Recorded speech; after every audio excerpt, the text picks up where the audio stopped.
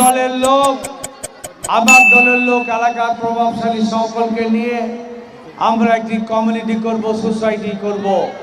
তার মাধ্যমে প্রত্যেকটা এলাকা সিসিটিভি ক্যামেরার আওতায় এনে কে মাদক বিক্রি করে, কে সন্ত্রাস করে, কে ইফটিজিং করে তা আমরা চিহ্নিত করে প্রশাসনের মাধ্যমে ব্যবস্থা নিব। আর এই যে আমাদের মা বোনরা 91 সনে আমরা এই এলাকায় গ্যাস দিয়েছিলাম, একার মুক্ত করেছি, বিদ্যুৎ দিয়েছি, পানি দিয়েছি। আজকে গ্যাস নেই, আপনারা অনেক কষ্ট করছেন। ইনশাল্লাহ আপনাদের গ্যাসের সমস্যারও আমরা দ্রুত সমাধান করব।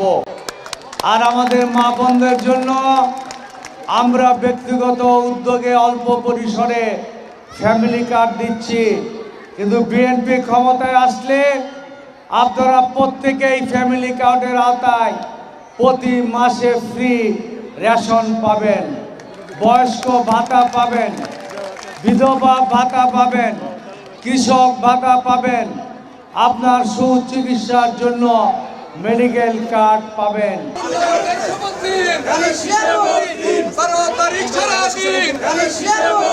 এটা একেবারে চলাচলের উপযোগী ছিল না। আমি সিটি কর্পোরেশনের চিফ ইঞ্জিনিয়ারকে চাপ দিয়ে 1-5টা মোটামুটি ক্লিয়ার করেছি, এখন চলাচল করতে পারে। ভিতরে সবগুলি রাস্তাঘাট কাটা। এটাও আমরা এই পট পরিবর্তনের পরে সিটি কর্পোরেশনকে দিয়ে আমরা টেন্ডার করেছি, এগুলি কাজ চলমান অবস্থায় আছে, হয়ে গেলে হয়তো ভালো হবে। তো আমরা মনিটরিং করছি যাতে মানুষের জন্য দুর্ভোগটা কমে। সবচেয়ে বড় সমস্যা এখানে গ্যাসের। আমরা 91-এ গ্যাস দিয়ে গিয়েছিলাম, এখানে গ্যাস নাই একেবারেই, মানুষ খুবই কষ্ট করছে।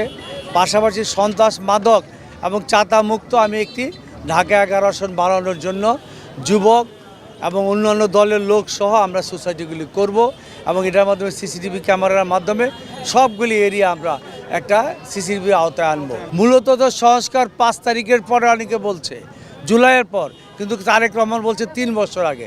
তা হার পক্ষেই তো আমরা আসছি এবং এই সংস্কার আমরা চাই। প্রতি স্বৈরাচার তার ক্ষমতা কুক্ষিগত করার জন্য সংবিধানকে কাটাছুটা করে মানুষের অধিকারহীন করে দিয়েছিল।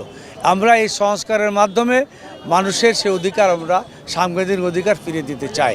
আমরা হার পক্ষে ভোট দেবো ইনশাআল্লাহ।